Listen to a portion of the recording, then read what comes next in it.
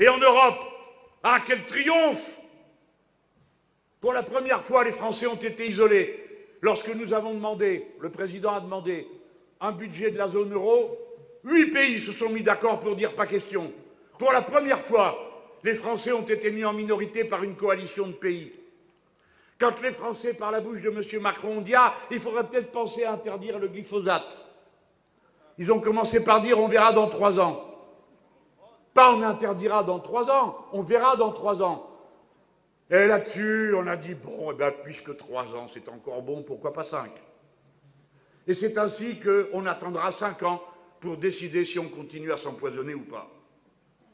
Le plan de relance, qui va coûter plus cher aux Français qu'il va nous lui permettre d'avoir d'argent. Pourquoi? Parce que, comme il n'y a pas de ressources propres de l'Union européenne, c'est donc la contribution des États qui va payer le plan de relance. Et nous paierons en proportion de notre participation et de nos parts à la Banque centrale européenne et à l'Union européenne, c'est-à-dire 18%. Quand il y a eu le rabais, c'est-à-dire des pays qui disent « nous, on arrête de payer, c'est trop cher pour nous », les Français ont dit « oui, oui, bien sûr, nous payons à leur place ». Voilà la grande diplomatie qui a été à l'œuvre.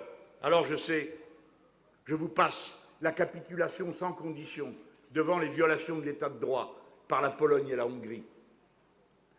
Mesdames et messieurs, je sais que dorénavant, je suis assez haut dans les sondages et assez regardé, car tout le monde le sait, je suis une tortue électorale, mais non seulement je suis sagace, mais aussi pugnace.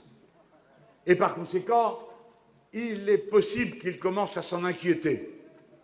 Alors, sans doute vais-je prendre de nouveaux coups. Et puis, avec le tableau que je viens de vous faire, je ne m'attends pas à recevoir des compliments en retour.